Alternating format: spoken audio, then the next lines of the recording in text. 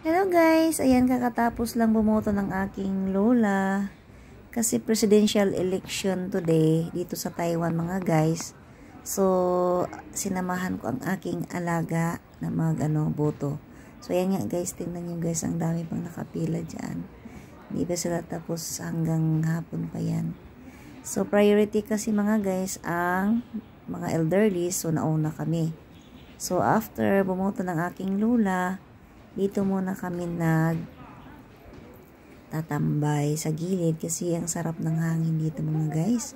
So first time ko nakapasok dito sa school. Ang ganda pala ng school nila dito guys. Hala. Kasi hindi naman kami lagi dito ni Lola kasi medyo malayo ang distansya. At saka Sabado kasi ngayon walang pasok.